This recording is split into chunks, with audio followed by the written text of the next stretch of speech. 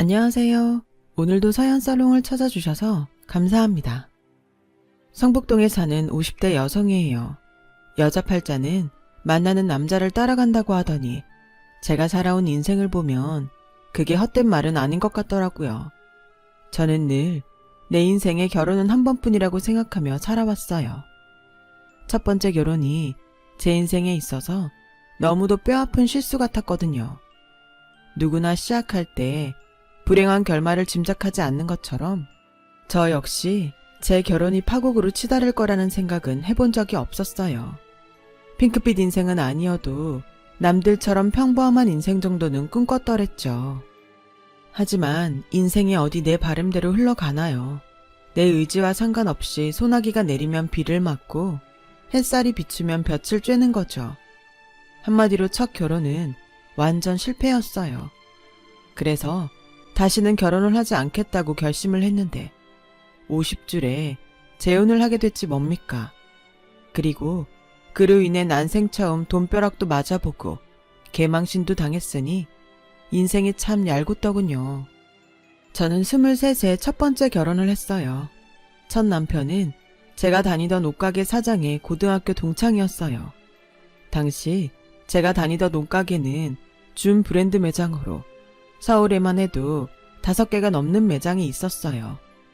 저희 매장 직원도 저를 포함해 20명 남짓 되었고요. 거기다 대기업이 아님에도 불구하고 직원 복지도 괜찮은 편이었고 회식도 잦은 편이었죠. 사장님과 절친이었던 남편은 직원 회식 때마다 함께하곤 했어요. 남편은 모 여대 앞에서 커다란 구두 매장을 가지고 있었는데 돈 있는 집 자식이라 그런가 씀씀이도 크고 구김이 없는 사람이었어요. 저보다 7살 연상이었는데 결혼도 안 한 미혼이 자기 앞으로 아파트까지 가지고 있을 정도였죠. 늘 농담처럼 자기는 여자 빼고 다 준비됐다고 말할 정도로 모든 걸 갖춘 사람이었죠. 솔직히 처음에는 남편의 돈에 혹하기도 했어요. 저처럼 쥐뿔도 없는 집에서 자란 사람은 꿈도 꿀 수 없는 생활을 하고 사는 게 부럽기도 하고 저런 남자 만나서 팔자를 고칠 수 있다면 얼마나 좋을까 하는 생각을 했거든요. 그렇다고 남편을 꼬시려고 뭘 어떻게 했던 건 아니에요. 그저 나와는 다른 세상에 사는 사람이라고 생각했을 뿐이었죠. 그런데 인연이 되려니 내 노력과는 상관없이 연결이 되더라고요. 그날도 다들 신촌 형제갈비에 모여 회식을 하고 있었는데 남편이 고깃집으로 찾아왔어요. 바빠서 하루 종일 한 끼도 못 먹었다고 말하며 자리에 앉았는데 이미 파장 분위기라 고기도 떨어지고 먹다 남은 된장찌개가 고작이었어요. 결국 빈속에 맥주만 마시게 되었죠. 마침 남편 앞자리에 앉아있던 저는 그 모습이 안 됐어서 얼른 나가 도로변 포장마차에서 떡볶이를 사왔어요. 빈속에 술 마시면 속버리니 이거라도 안주 삼아 먹으라고 말이죠. 그러자 남편은 그 자리에서 개눈 감추듯 순식간에 먹어 치우더군요. 그리고 다음날 남편이 퇴근 시간쯤에 저희 매장으로 찾아왔어요. 얻어먹은 거에 보답하고 싶다면서요. 솔직히 그 말에 기뻤지만 혹여라도 매장에 이상한 소문이 퍼지지 않을까 걱정이 돼서 거절했어요. 죄송하지만 그건 좀 곤란해요. 사장님 친구분이랑 둘이 밥 먹었다간 괜히 이상한 소문이 날 것 같거든요. 그냥 마음만 받을게요. 그랬더니 남편이 그러는 거예요. 아니, 내가 언제 둘이서 먹재요? 다 같이 가서 먹자는 얘기죠. 매번 남의 회식에 끼어서 먹는 게 미안하기도 해서 한턱 쏘려는 건데 설마 나랑 둘이 먹고 싶었던 거예요? 재선씨 그렇게 안 봤는데 은큼하네. 그 말의 순간 저는 얼굴이 발갛게 달아올랐어요. 남편은 그런 제 모습을 보며 재밌다는 듯 키득거렸고요. 결국 그날 우리 매장 전 직원은 근처 고깃집에서 다 함께 저녁을 먹었어요. 물론 계산은 남편이 했고요. 그날 이후 남편은 매장에 올 때마다 제게 장난식으로 같이 밥 먹자는 말을 해댔고 그럴 때마다 저는 얼굴을 붉히며 자리를 피하곤 했어요. 그러던 어느 날이었죠. 사장님이 저를 따로 부르시더니 혹시 사귀는 사람이 있냐고 묻더라고요. 그래서 없다고 했더니 그럼 미팅을 해보지 않겠냐는 거예요. 다른 사람도 아니고 사장님 주선이라 거절하기 뭐해서 알겠다고 했죠. 그렇게 그 주 휴문날 저는 약속 장소로 나갔고 그곳에는 미팅 상대로 떡하니 남편이 나와 있었어요. 혹시 상대가 나라서 실망했어요? 나는 꽤 기대하고 나왔는데. 사실 재선 씨 좋아한 지 좀 됐거든요. 그동안 눈치 못 챘어요? 네, 전 그냥 저를 볼 때마다 놀리셔서 내가 만만해 보이나 생각했어요. 아, 그래서 나만 보면 인상 팍 쓰고 피한 거였구나. 난 또 내가 아무리 눈치를 줘도 재선 씨가 모른 척하길래 내가 마음에 안 들어서 그러나 했죠. 설마 내가 싫어서 그런 건 아니죠?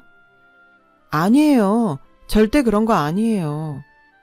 고개까지 저어가며 아니라고 대답을 하고 보니 좀 후회가 되더라고요. 너무 쉽게 제 속마음을 들켜버린 게 아닌가 해서요. 물론 그 바람에 밀당 없이 바로 사귀게 됐지만요. 한동안 우리는 비밀 연애를 했어요. 괜히 직장에 알려져 봤자 좋을 게 없었으니까요. 혹여 사귀다 헤어지면 사장님과도 왠지 껄끄러워질 것 같고 그랬다가는 직장도 잃게 될 것 같아서 걱정이 됐거든요. 남편은 제 퇴근 시간에 맞춰 저희 매장 옆골목에 차를 대놓고 기다렸어요. 그리고는 매일같이 회기동 저희 집까지 데려다 주곤 했죠. 남편 집은 저희 집과 정반대인 연희동이었는데 말이죠.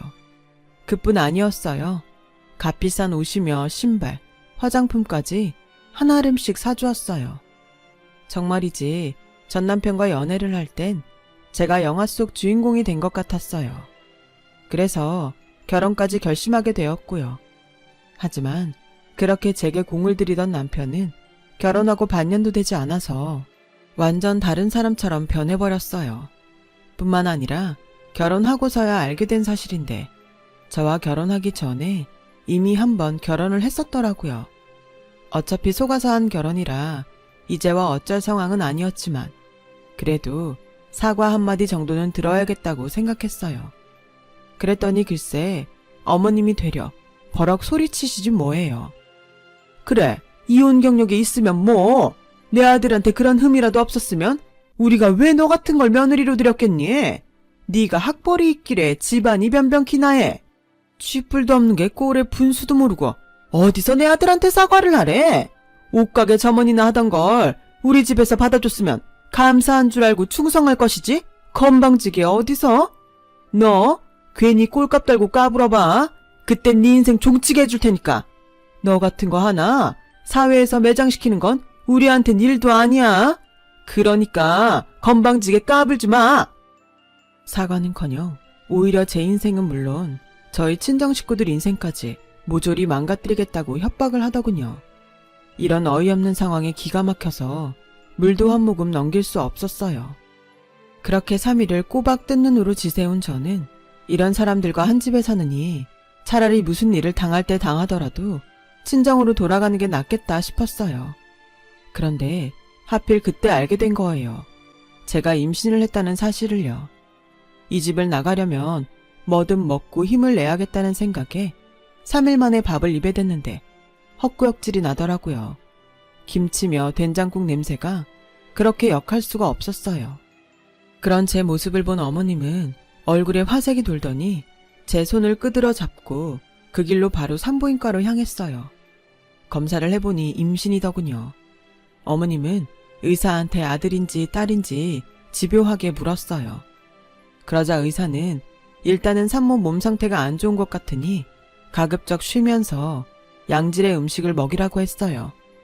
끝내 손주의 성별을 알아내지는 못했지만 그래도 손주를 안게 됐다는 생각에 어머님은 무척 들떠 보였어요.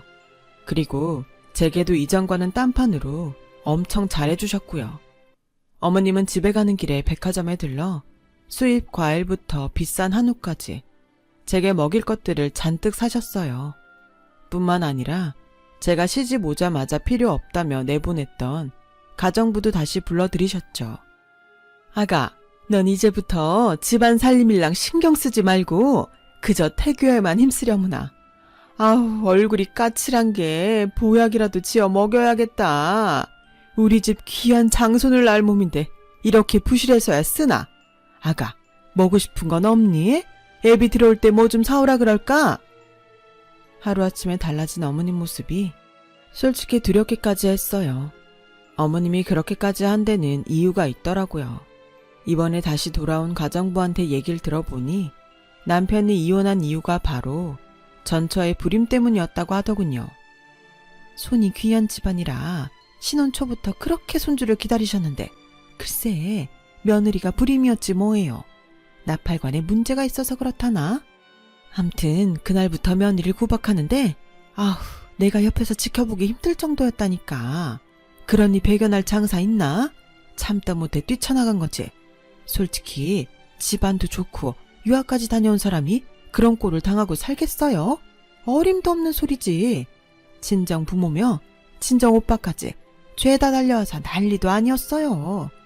아휴 내가 입방정을 떨었네. 암튼 새댁은 결혼한 지 반년도 안 돼 임신을 했으니 얼마나 다행이에요. 내 세상이 나하고 실컷 누려요. 이대 큰 사모님이 유별나긴 해도 떡두꺼비 같은 손자 하나만 안겨줘봐. 새댁은 평생 대접받고 살 테니. 그때까지만 해도 가정부의 말이 그리 귀에 남지 않았어요. 하지만 배가 불러올수록 어머님의 손자에 대한 열망은 더욱 거세졌죠. 산부인과에 갈 때마다 쫓아와서는 의사한테 아이의 성별을 물어댔어요. 그럴 때마다 의사는 말을 돌려가며 대답을 회피하곤 했고요. 그렇게 산딸을 향해 가던 어느 날, 그날도 병원에 함께 갔던 어머님은 이제 산딸도 다 됐는데 말 좀 해줘요. 안다고 애를 떼기라겠어. 어쩌겠어. 애 입힐 옷 좀 사드려고 그러니까 부탁 좀 합시다. 의사는 한껏 부른 제 배를 보더니 그제야 할 수 없다는 듯 색상으로 힌트를 주더군요. 그런데 뭐? 핑크색? 그럼 딸이란 거야? 내가 미쳐. 그깟 기집애 하나 보자고 내가 그 고생을 한 거야? 아유, 네가 그럼 그렇지. 의사구나고 그동안 짜고서 나한테 말 안 했던 거 아냐? 아우, 분해 정말. 아우, 짜증나. 어머님은 의사한테 잔뜩 성질을 내곤 진료실 문을 박차고 나갔어요. 그리고는 그날부터 저의 눈물겨운 시집살이가 시작되었죠. 설상가상으로 축복받지 못한 채 태어난 제 딸아이는 태어날 때부터 몸이 약했어요. 2돌이 될 때까지 병치레가 심해서 병원을 제 집 드나들듯 해야 했죠. 그러다 여름이 끝나고 어느 가을밤 갑자기 경기를 일으켜 병원에 데리고 갔는데 도착해보니 이미 몸이 싸늘하게 식어 있었어요. 제대로 손도 못 써보고 그렇게 저는 딸을 잃어야 했어요. 어머님은 이게 다 제 책임이라며 자식 잡아먹은 년이라고 하더군요. 표독스런 어머님의 말에 저는 아무런 대꾸도 할 수 없었어요. 그런다고 죽은 딸애가 살아 돌아오지 않는다는 걸 아니까요. 그날 이후 저는 모든 걸 다 내려놓고 겨우 숨만 쉬며 살았어요. 남편과 어머님은 그런 저를 위로해주기는커녕 쓰레기 보듯 하더군요. 쓰임이 다한 폐기물처럼요. 당시 저는 매일 밤 술을 마셔야 잠이 들 수 있을 정도였어요. 술에 취하면 아이 방에 들어가 한참을 울다 지쳐서 잠이 들곤 했죠. 그렇게 몇 달이 지난 어느 날 남편이 집으로 웬 여자를 데려왔어요. 뻔뻔하게도 2사람은 보란듯이 제 앞에서 애정행각을 벌이더군요. 여자는 대학 졸업을 앞둔 여대생으로 남편의 새 여자친구였죠. 그동안 외도를 하는 건 알았지만 집에 여자를 데려온 건 처음이었어요. 듣던 것보다 많이 늙어 보이네요. 7살 연하라더니 오히려 누나 같아요. 그러니 우리 오빠가 그쪽이 여자로 안 보인다고 하죠. 여대생은 내 남편 팔에 안겨 젊음을 무기로 저를 깔고 뭉개더라고요. 보다 못한 저는 앞에 있던 물잔을 여자한테 뿌렸어요. 나이도 어린 게 어디서 못된 것만 배워 처먹었니? 가정 있는 남자 꼬셔서 불륜 저지르고도 창피한 줄 몰라? 너 이러는 거 네 부모님은 아시니? 그러자 남편이 벌떡 일어나 제 뺨을 치며 소리쳤어요. 이게 어디서 못 배워먹은 짓거리야. 야, 무식한 짓 좀 작작해라. 사람들 보기 창피하지도 않냐? 맨날 집구석에서 술이나 처먹고 사니까 네가 그 수준인 거야. 아무리 너보다 나이가 어려도 처음 본 사람한테 반말짓거리를 하고 싶니? 게다가 어디서 행패까지 부려. 못 배운 티를 그렇게 내고 싶어. 됐고, 차라리 잘 됐다. 불쌍해서 천천히 얘기할까 했는데 이참에 우리 이혼하자. 나 더는 너랑 못 살겠거든. 엄마하고도 얘기 끝났으니까 그렇게 알고, 얼마면 되냐? 위자료 말이야. 어차피 너도 팔자 고치려고 나랑 결혼한 거잖아. 엄마 모르게 좀 챙겨줄 테니 그거 먹고 떨어지라고. 먹긴 놈이 성낸다고 불륜을 저지른 놈이 오히려 제게 당당하게 이혼을 요구하더라고요. 저는 거절했어요. 쫓겨날 때 쫓겨나더라도 저 인간이 원하는 대로는 해주기 싫었거든요. 그런데 남편은 더 이상 제가 알던 사람이 아니더라고요. 제가 이혼을 거절하자 글쎄 제게 이혼 소송을 걸었지 뭐예요. 평소 딸의 생각에 술을 마신 건 사실이지만 그렇다고 알코올 중독자 수준은 절대 아니었어요. 그런데 가정부랑 기사한테 뒷돈을 썼는지 두 사람이 법정에서 제가 늘 술에 빠져 사느라 어머님께 욕설과 폭력을 휘둘렀다고 거짓 증언을 하는 바람에 결국 위자료 한 푼 못 받고 집에서 쫓겨나야 했어요. 저 역시 남편의 외도를 주장했지만 증거도 없던 터라 소용없었죠. 그렇게 결혼 4년 만에 이혼을 당한 저는 한동안 친정집에서 지냈어요. 부잣집에 시집갔다고 좋아하던 친정 부모님은 하루아침에 자식 잃고 이혼당한 저를 보곤 한숨만 쉬셨죠. 아빠는 이게 다 자신이 무능해서 그런 거라고, 돈만 있었다면 유능한 변호사 붙여서 법정 싸움을 해볼 수 있었을 텐데 그러지 못해 미안하다고 하시더군요. 그런 아빠를 보니 오히려 친정에 머무르기가 힘들었어요. 제가 친정에 사는 이상 아빠와 가족들의 고통이 끝나지 않을 것 같았거든요. 그래서 집을 나왔어요. 학벌도 없고 이렇다 할 기술도 없는 30대 이혼녀라서 일자리 구하기도 쉽지 않더라고요. 게다가 당장 잘 곳도 필요했던 터라 이거저거 가릴 처지가 아니었어요. 그래서 시작한 일이 바로 식당에서 설거지를 하는 거였어요. 고시원에 털을 잡고 밤낮으로 식당 설거지를 하러 다녔죠. 허리가 끊어지게 아팠지만 그래도 쉴 수는 없었어요. 당장 고시원비에 식비까지 매달 나가야 하는 돈이 있었으니까요. 게다가 번듯한 방 한 칸이라도 얻으려면 돈을 모아야 했거든요. 그래서 최소 생계비를 제외한 돈은 모두 저축을 했어요. 망가져버린 내 인생을 바로잡기 위해 이를 악물고 버티면서요. 그런데 그게 오히려 독이 됐더라고요. 내 몸을 돌보지 않고 돈 버는 데만 급급해 끼니도 제대로 챙기지 않은 탓에 몸에 무리가 왔거든요. 영양실조에 간에 무리가 와서 그만 쓰러지고 만 거죠. 그동안 안 먹고 안 입고 모았던 돈은 고스란히 병원비로 들어갔고 급기야 우울증에 시달리게 되었어요. 아무리 허우적거려도 진흙탕에서 절대로 빠져나올 수 없을 것 같더군요. 그때 제게 손을 내밀어 준 건 제 옆 침상 환자를 돌보고 있던 조선족 간병인 아주머니였어요. 아주머니는 돌봐주는 가족도 없이 혼자 입원해 있던 저를 가족처럼 보살펴 주셨어요. 끼니 때마다 식판도 대신 날라주시고 간식도 챙겨주셨죠. 아주머니는 한국에 돈 벌러 왔다가 사고로 죽은 남편을 대신해 환갑이 가까운 나이에 혈혈단신으로 한국에서 일을 하고 산다더군요. 중국에 사는 손녀딸 병원비를 벌기 위해서 말이죠.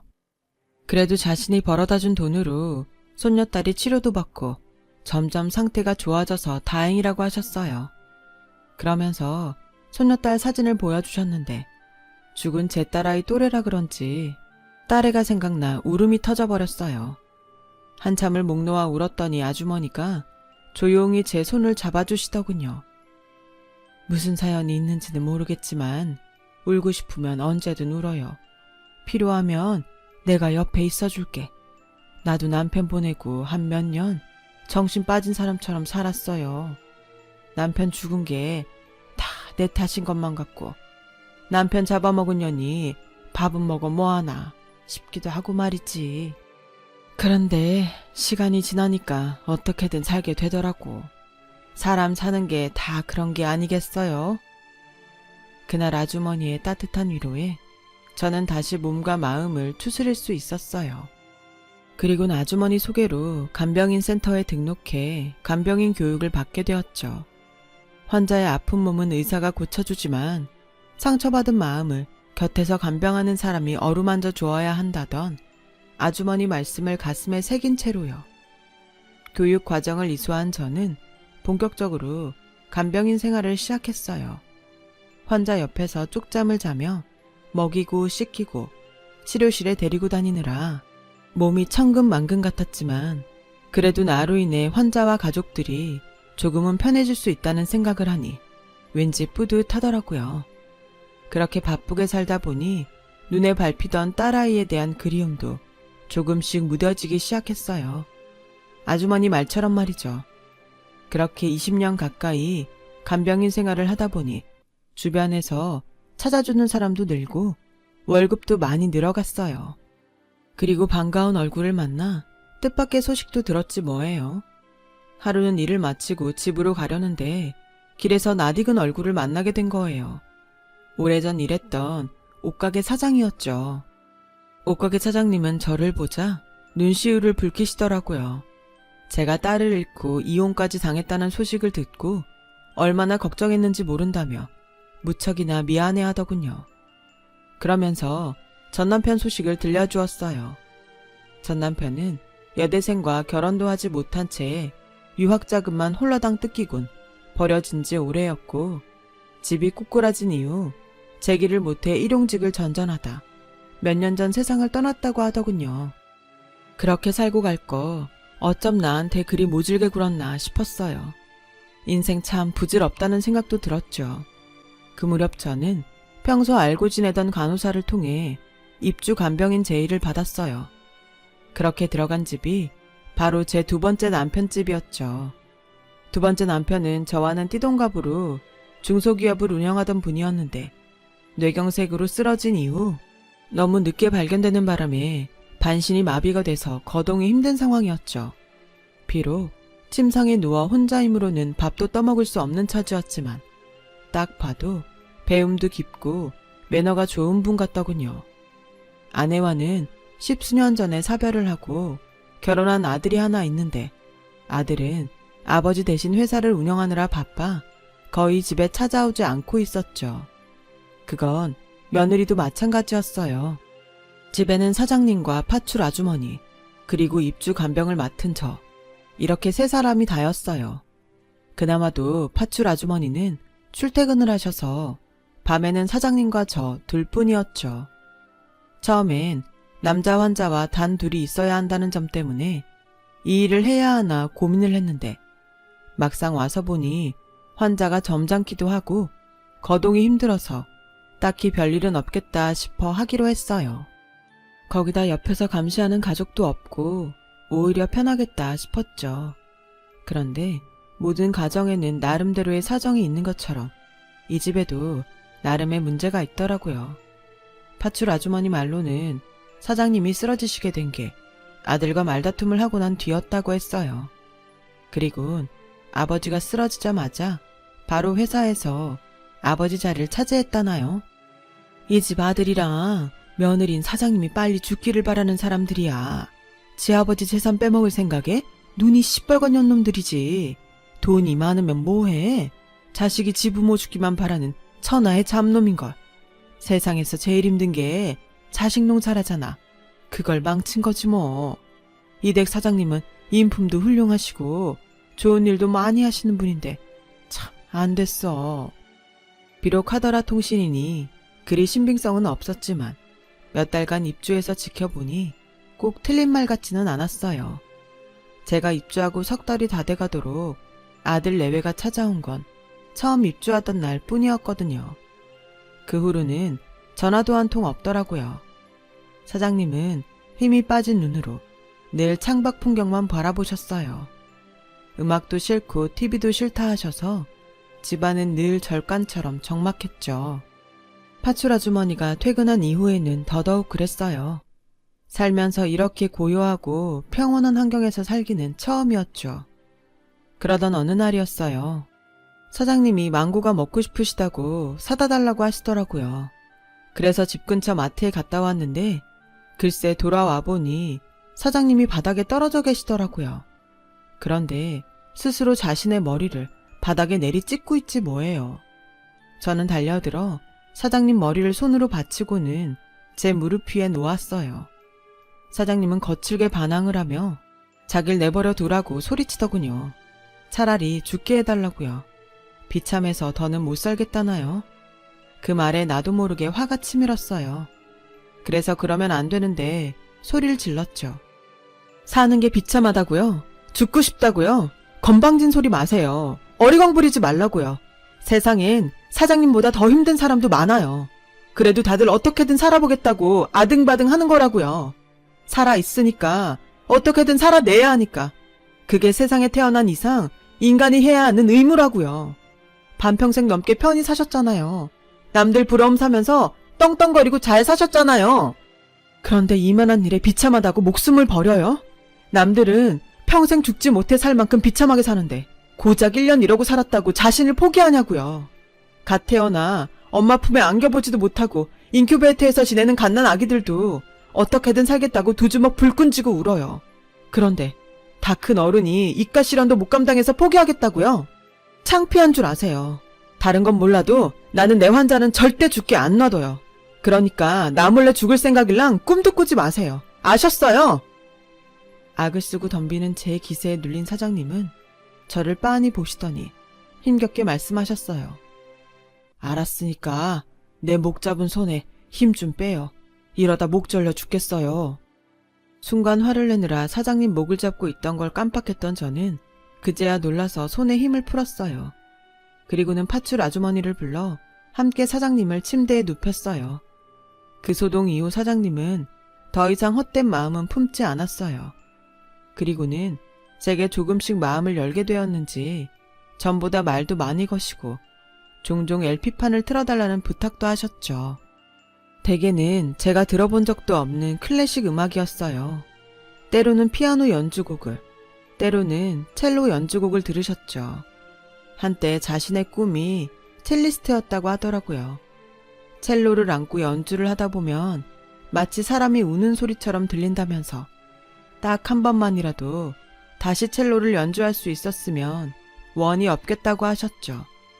그래서 열심히 재활치료를 받아보자고 했어요. 병원에 다니기 힘들면 집으로 재활치료사를 불러 시작하자고요. 그래서 아들을 집으로 불러들였어요. 부자가 방에서 긴 얘기를 나누는 동안 저는 주방에서 팥줄 아주머니와 차를 마시고 있었죠. 그런데 그 순간 방에서 뭔가를 던지는 소리가 들리지 뭐예요. 그리곤 잠시 뒤 사장님 아들이 방에서 나왔는데 이마에 피가 묻어 있더군요. 아마도 사장님이 뭔가를 아들한테 던진 모양이었어요. 사장님 아들은 씩씩대며 주방으로 와선 제게 그러더군요. 아줌마, 한 번만 더 저 노인네한테 쓸데없는 기대 품게 하면 바로 내쫓을 줄 알아요. 노친에 꼬드겨서 뭔 작당을 꾸미려고 하는지 몰라도 그게 뭐든 당장 그만둬요. 알았어요? 사장님 아들이 가고 방으로 달려가 보니 사장님이 경련을 일으키고 계시더라고요. 몸에 잔뜩 힘이 들어가는 바람에 대변이 흘러 침대 시트가 젖은 채로요. 저는 달려들어 사장님이 혀를 물지 않도록 입안에 손수건을 물려드렸어요. 그리고는 바로 눕히곤 환자복 단추를 풀어드렸죠. 그 사이 팥줄 아주머니는 주치의한테 전화를 걸었더라고요. 한동안 멈추지 않던 경련은 주치의가 와서 항경련제를 투약하고 나서야 진정이 되었어요. 그날 밤 저는 걱정이 돼서 사장님 침상을 지켰어요. 그러다 침상에 제 머리를 파묻고 깜박 잠이 들고 만 거예요. 그러다 잠에서 깼는데 사장님이 제 머리를 쓰다듬고 계시더라고요. 사장님은 지그시 저를 바라보시고는 그러셨어요. 사는 게 힘들지 않냐고요. 젊은 사람이 어쩌다 이렇게 힘든 일을 하게 됐냐고 말이죠. 그래서 결혼 이후 있었던 제 이야기를 들려드렸더니 한참이나 말이 없으셨어요. 그리곤 대뜸 죽은 딸아이가 보고 싶지 않냐더라고요. 그 말에 나도 모르게 울음이 터졌어요. 그동안 억누르고 살아온 딸에 대한 그리움과 억울한 마음이 뒤엉켜 감정을 추스릴 수 없더라고요. 그래서 한참을 울었죠. 그렇게 울고 나니 그렇게 개운할 수가 없더라고요. 그래서 사장님께 덕분에 실컷 울었다고 고맙다고 말했죠. 그랬더니 사장님이 그러시는 거예요. 괜찮다면 자기랑 결혼을 하자고요. 다른 의도는 없고 자기가 바람막이가 돼줄 테니 이제라도 남은 인생 편히 살라고 말이죠. 처음엔 말도 안 되는 소리라고 생각했는데 한편으론 그렇게라도 해서 사장님이 제대로 재활치료를 받을 수 있게 하는 게 낫지 않을까 하는 생각이 들더라고요. 재활치료를 열심히 받겠다고 약속을 한다면 사장님의 청혼을 받아들이겠다고 말했어요. 사장님은 제가 원한다면 그렇게 하겠다고 약속했어요. 며칠 뒤 사장님은 아들한테 이런 결정을 알렸고 몇 시간 뒤 아들 내외는 득달같이 달려왔어요. 아버지, 제정신이세요? 어떻게 근본도 모르는 여자랑 재혼을 해요? 저 이 결혼 절대 찬성 못해요. 저 여자 처음부터 아버지 재산 노리고 이 집에 들어온 거라고요. 아버지 지금 꽃뱀한테 당하는 거예요. 맞아요. 아버님 앞에서 이런 말하긴 좀 그렇지만 저 여자 아버님 돈 보고 달려든 거 맞아요. 멀쩡한 여자가 뭐하러 혼자 몸도 못 가누는 남자랑 결혼을 한대요. 돈 아니면 이유가 없잖아요. 아버님, 여자는 여자가 알아요. 저 여자 절대 아버님 사랑하는 거 아니에요. 무조건 돈이라고요. 저 여자가 아버님을 어떻게 올렸는지 모르겠지만 지금 속고 계신 거예요. 자식인 저희 말 좀 들어주세요. 네? 아들 내외는 입에 거품을 물고 결혼을 반대했어요. 하지만 사장님은 끝까지 묵묵부답으로 일관했어요. 그러자 아들 내외는 주방으로 와 저를 잡고 설득하기 시작했어요. 아줌마, 이 결혼 말도 안 되는 거예요. 왜 젊은 분이 다 늙은 노인네랑 결혼을 해요? 돈 때문인 거면 내가 그 돈 줄 테니까 이쯤에서 멈춰요. 안 그럼 나도 가만 안 있어요. 그래, 얼마면 돼요? 얼마면 되냐고요? 돈 때문이 아니에요. 저 어떻게든 사장님한테 힘이 돼드리고 싶어요. 옆에서 재활치료도 돕고 다시 첼로 연주도 하실 수 있게 돕고 싶다고요. 저 정말 다른 욕심 없어요. 돈 필요 없다고요. 아, 미치겠네. 아, 몰라. 나 분명히 이 결혼 반대라고 말했어요. 내가 당신 반드시 이 집에서 내쫓을 거니까 그때 가서 후회 말아요.